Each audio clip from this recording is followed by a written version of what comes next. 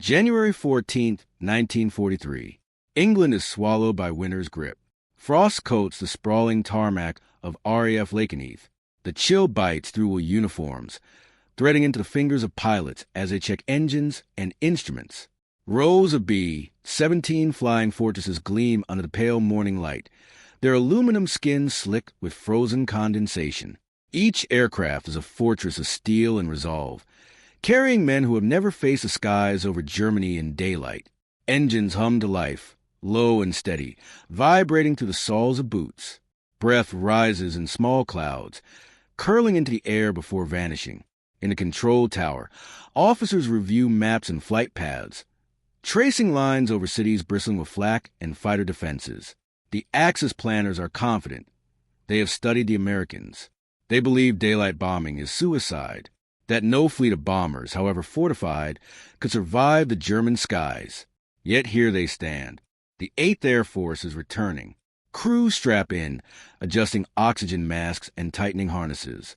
Bombs are loaded meticulously, each one a weight of hope and fear. The radio crackles with last-minute orders. Engines roar higher. Shadows stretch across the frozen fields. Above, the sky is pale, heavy with clouds. Somewhere beyond, over the North Sea, enemy fighters wait. And the war is about to test the limits of courage, technology, and faith in daylight itself. The first formation climbs. Silence falls, broken only by the whisper of rising engines. By 1942, the war in Europe had reached a crucial impasse. Nazi Germany had swept across the continent, consolidating control over France, the Low Countries, and much of Eastern Europe. Britain remained defiant. Its cities scarred from the Blitz, its people hardened by years of relentless night bombing.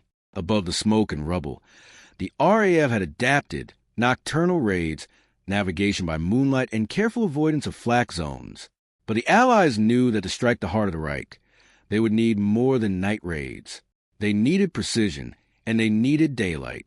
The United States Army Air Forces had entered the conflict with optimism tempered by inexperience. Young crews trained on American soil, flying practice runs over Midwest fields and mock targets. But the reality of combat was far different. When the first bomber groups reached England, they encountered a bitter truth. German air defenses were sophisticated and lethal. Radar systems, anti-aircraft artillery, and seasoned Luftwaffe pilots awaited any intruder. Early missions into France and the Low Countries had shown just how vulnerable unescorted bombers could be. Losses were high, morale fragile, and skepticism widespread. Across the Atlantic, German intelligence studied these arrivals with measured confidence. Axis planners assumed that the Americans, with their daylight raids, would fail. They expected crews to scatter under fire, formations to break apart, and bombers to fall like leaves under the combined pressure of flak and fighter interception. Reports described the B-17s as impractical, their defensive guns insufficient, their formations predictable. Daylight over Germany, they reasoned, would be an open grave. Yet, this assessment underestimated both the technology and the resolve the Americans brought to the skies. The B-17 Flying Fortress, heavily armed and designed to withstand damage, allowed formations to provide overlapping fields of fire. The Norden bomb sight, a marvel of engineering, promised unprecedented precision, capable of dropping tons of ordnance on specific industrial targets, even from 20,000 feet. Long-range navigation allowed crews to cross hundreds of miles of hostile territory, relying on map readings, celestial fixes, and dead reckoning. Within England, planning for the return of the 8th Air Force intensified. Major General Carl Spaatz and Brigadier General Ira Eaker reviewed intelligence reports, analyzed past sorties, and designed new strategies for formation flying, fuel management, and bomber coordination. Air crews trained relentlessly, running drills at dawn in fog and under freezing winds. Leadership emphasized discipline, cohesion, and trust, not only in the aircraft, but in the men beside them. Crews learned to rely on each other, knowing that their survival depended on formation integrity as much as machine reliability. Meanwhile, the RAF continued to refine its own contributions. British airfields became logistical hubs for maintenance, refueling, and repair. Navigational aids, including the G and oboe systems, assisted crews in marking targets with increasing accuracy. Ground crews labored in near-freezing conditions to ensure that engines, hydraulics, and bomb sights would perform under stress.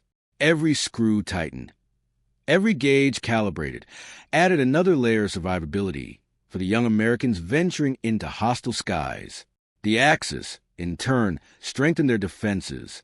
The Luftwaffe deployed night fighters and day interceptors along key industrial corridors. Radar stations extended coverage across northern France and western Germany, giving early warnings of incoming formations. Anti-aircraft batteries were positioned around factories, rail lines, and cities, their shells capable of tearing through aluminum skin.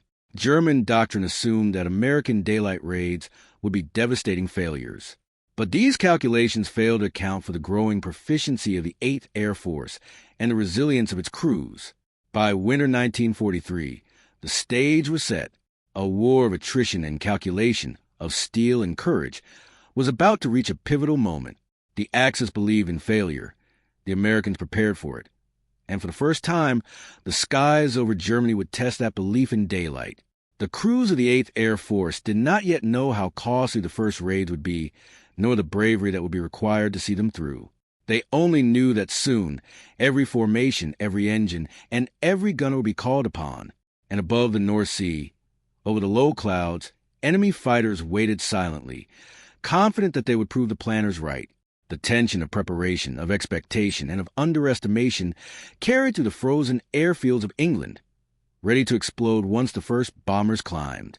As winter tightened its grip on England, the challenges facing the 8th Air Force went beyond cold fingers and frozen tarmac. Flying thousands of miles over hostile territory demanded precision, endurance, and technological mastery. Navigation alone was a monumental task. Crews relied on dead reckoning, compass bearings, and visual checkpoints, often obscured by cloud cover or enemy smoke.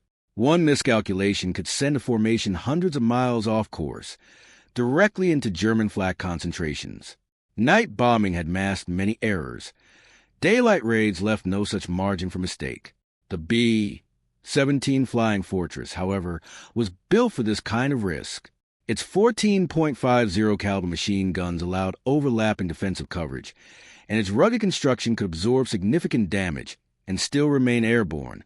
Yet the aircraft's advantages came with limitations. Fuel loads were carefully calculated, weight of bombs factored into every takeoff, and formations had to fly at strict intervals to maintain both accuracy and mutual defense.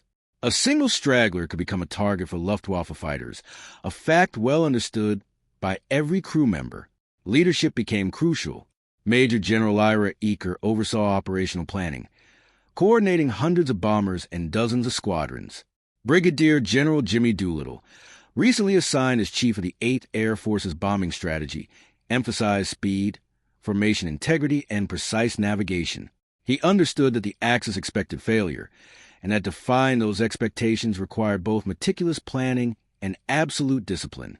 Every briefing, every map marking, every formation drill was designed to instill confidence, reduce panic, and maximize survival. The German defenses, meanwhile, were formidable. Flak batteries were positioned to protect industrial centers, rail yards, and ports, firing shells timed to explode at specific altitudes. Radar stations tracked incoming formations, transmitting coordinates to fighter units scrambling to intercept. Experienced Luftwaffe pilots knew the vulnerabilities of the B-17, but had yet to confront the coordinated strength of the American formations. Intelligence underestimated the resilience of both men and machine. German planners were confident. They assumed that a daylight raid meant annihilation. Even with careful planning, the human element was unpredictable. Crews faced exhaustion from long training sorties, frostbite from unheated compartments, and the psychological strain of knowing that any misstep could be fatal. Yet camaraderie and shared purpose bonded these men. Gunners learned to anticipate one another's blind spots. Pilots trusted their co-pilots implicitly. Bombardiers understood that their calculations and focus determined not only mission success, but the survival of everyone in their plane. As January gave way to February 1943, the 8th Air Force stood ready. Airfield from East Anglia to Lincolnshire buzzed with activity. Engines warmed. Crews conducted last-minute inspections. and intelligence officers pored over maps detailing German defenses, flak concentrations, and fighter airfields. Every detail was considered, every contingency rehearsed. The Axis planners had written the Americans off. They believed the combination of daylight visibility, German radar, and flak would make failure inevitable. Yet the Americans had studied those assumptions, and they intended to challenge them. The eve of the first major daylight raids carried a tense stillness. Snow lay thick across the landscape, muffling the engines and footsteps. Crews huddled in briefing rooms, maps spread across tables, briefing officers marking targets and timing every segment of flight. Overhead, the wind scraped across airfield rooftops, carrying with it the faint scent of aviation fuel and cold metal. This was no ordinary sortie. This was the moment when theory would be tested against reality, when the Axis assumption of failure would collide with human courage, technological innovation, and meticulous planning. By dawn, the first formations would roll forward, engines growling, wheels lifting from frozen tarmac. The Axis expected disaster. The Americans prepared to prove them wrong. The men of the 8th Air Force were young, many barely out of their teens, yet they carried the weight of a continent on their shoulders. Pilots gripped icy control yokes, eyes scanning endless skies for enemy fighters. Bombardiers hunched over their northern sights, calculating angles and distances with painstaking precision, aware that a single misjudgment could shatter lives. The gunners, stationed in open compartments, faced freezing winds, the metallic roar of engines, and the constant threat of flak shells tearing the aluminum skin around them. Fear was constant, but it did not paralyze. Crews developed an unspoken rhythm, a choreography forged in training and hardened by necessity. They learned to anticipate each other's movements. The tail gunner covering the rear, the waist gunners adjusting to the roll of the plane, pilots trusting their co-pilots to make split-second adjustments. Letters sent home reveal a mixture of anxiety and determination. One young navigator wrote, "We know death waits over the continent, but there is no turning back. We must fly together or not at all." Amid the danger, camaraderie provided a fragile shield. Jokes were exchanged in moments of quiet. Cigarettes passed hand to hand. Songs hummed beneath oxygen masks. Yet silence returned as the flak bursts punctured the sky, reminding every man of the stakes. Their courage was not reckless. It was measured, disciplined, and sustained by the knowledge that their actions shaped the war itself.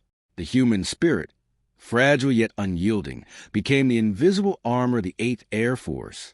Even as German planners anticipated total annihilation, these crews embodied a simple truth. Skill, discipline, and mutual trust could tip the scales between survival and destruction. Their humanity, tested to the limits, would be as crucial as any gun, engine, or bomb in the days to come. 2. Tactical angle, formation, and precision.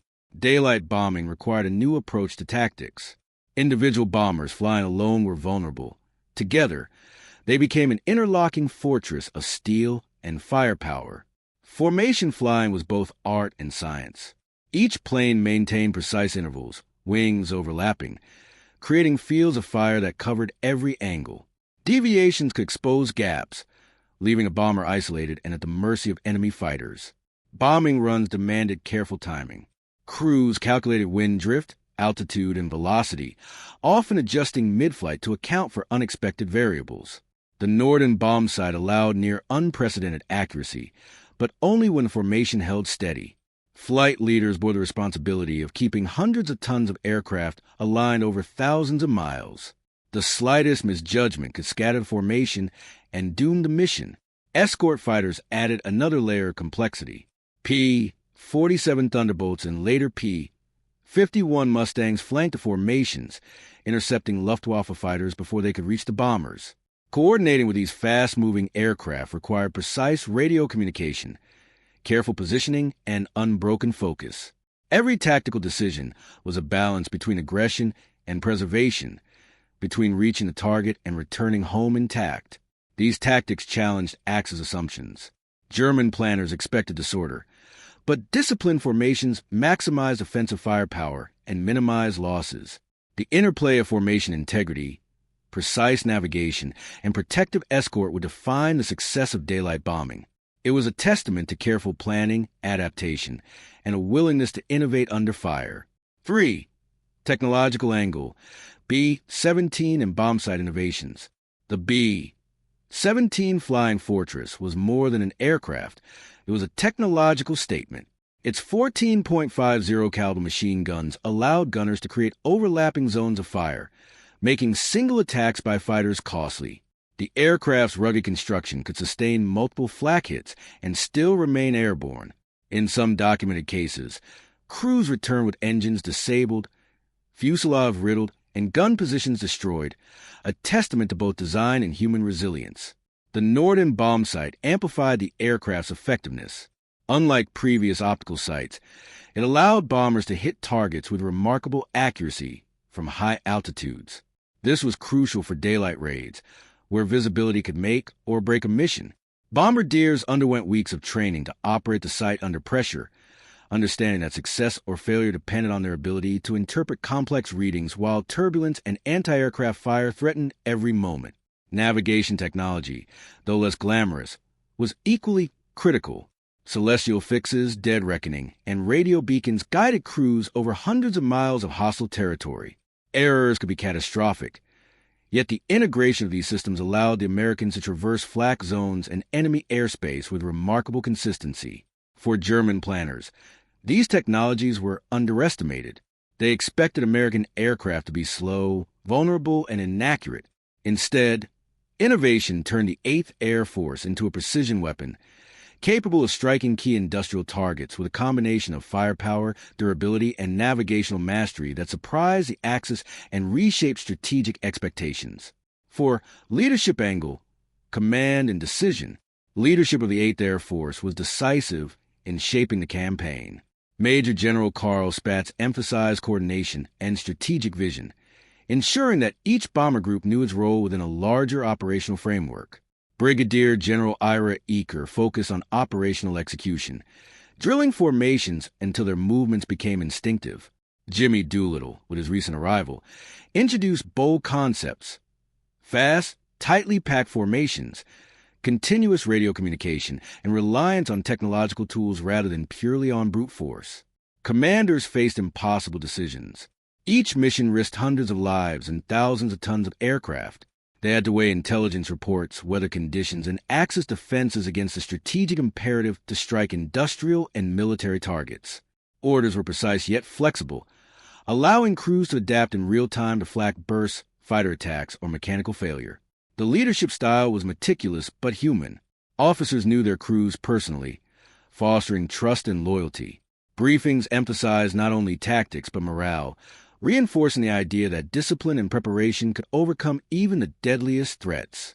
Their decisions, in combination with human courage and technological innovation, would define the outcome of the first daylight raids and challenge the Axis assumption of inevitable failure.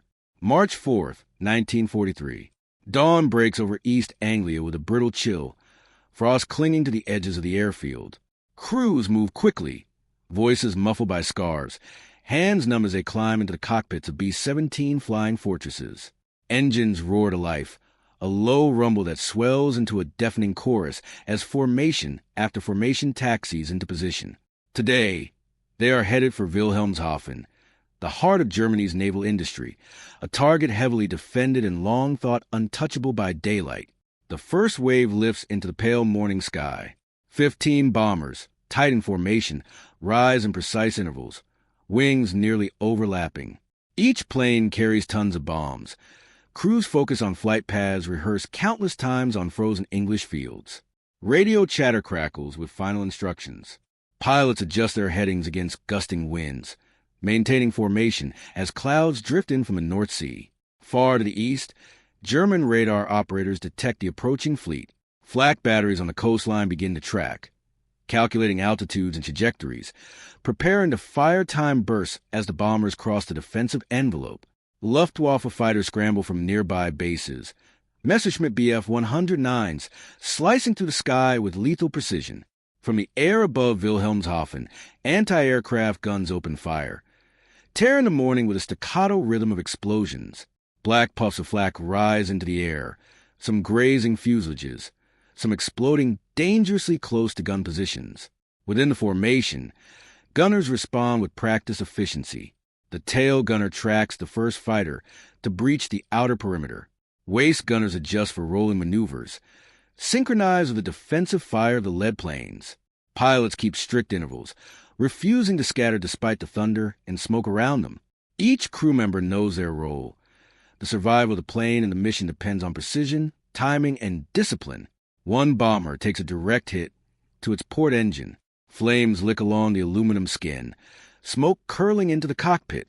The pilot maintains altitude, fighting instinctive panic, trusting that the formation and the aircraft's resilience will carry them through. Beside him, the navigator recalculates the course, adjusting for the damaged engine and minor deviations caused by turbulence. Even wounded, the bomber presses on. Meanwhile, above, escort fighters weave between clouds, engaging Luftwaffe interceptors in dogfights that blur speed and altitude. P-47 Thunderbolts dive and climb, protecting the vulnerable bombers below. Pilots coordinate via radio, calling out threats and guiding stragglers back into formation. The interplay of speed, firepower, and calculated aggression begins to overwhelm the German attackers, disrupting their rhythm and forcing them to split focus across multiple targets. As the formation approaches Wilhelmshaven, tension peaks. Bombardiers peer through the northern bomb sites, lining up industrial complexes, docks, and warehouses. Anti-aircraft fire intensifies, each burst a reminder of the razor-thin margin between mission success and catastrophic loss. One by one, bombs release, plummeting toward carefully plotted coordinates. Explosions erupt below, sending plumes of smoke and fire into the morning sky. Factories shudder under impact. Naval yards erupt in controlled chaos. The first wave turns away, battered but largely intact. Engines roar in unison as pilots maintain altitude and heading, navigating back toward the North Sea. Fires burn below, smoke trailing from damaged targets, while German fighters regroup for the return leg. Crew members assess damage, tend to wounded comrades, and report critical hits via radio. Every man is acutely aware that the mission is far from over. The return journey may be even more dangerous than the assault. The Axis expectation of failure has already been challenged. Despite the flak, despite enemy fighters, the bombers have maintained formation, delivered their payload, and returned from a heavily defended target. Losses are real. Some aircraft will not make it home, but the core assumption that daylight bombing was doomed has been shattered. Above the frozen fields of Germany, the morning sun glints off aluminum skin scarred by flak, engines straining but still alive. The first major daylight raid of the 8th Air Force has tested courage, technology, and tactics under the most extreme conditions. And though the war is far from won, a turning point has been reached. The Americans have proven that precision, discipline, and resilience can defy expectation, even in the heart of enemy territory. The return leg was often the deadliest. Wilhelmshaven faded behind smoke and fire, but German defenses were far from spent. Radar stations vectored fighters to intercept, and flak batteries recalibrated to target the retreating formations. Pilots knew the danger. The outward journey was only half the test. Engines strained, crew fatigue set in, and wounded planes limped across hostile skies. Every mile closer to England was a battle against exhaustion, cold, and relentless enemy pressure. In one formation, AB-17 with a shredded tail fin struggled to maintain altitude. The tail gunner's position was partially destroyed, his fingers frozen and bloody, yet he continued to fire, covering neighboring bombers as best he could. Beside him, the pilot fought to stabilize the aircraft, adjusting throttle and rudder with painstaking care. The navigator recalculated the path, compensating for wind drift and engine failure, guiding them toward the North Sea. Every second was a calculated survival act, a balance between human skill and the aircraft's resilience. Escort fighters played a decisive role. P-51 Mustangs and P-47 Thunderbolts wove protective patterns around the damaged bombers, diving on incoming Messerschmitts and Focke-Wulfs. Dogfights erupted in the pale sky, tracers streaking through clouds. Coordination between bomber and escort was critical. Pilots communicated constantly, guiding stragglers and countering enemy maneuvers. The Luftwaffe's initial confidence began to erode. Their strategy of predictable annihilation faltered against a combination of formation discipline, defensive fire, and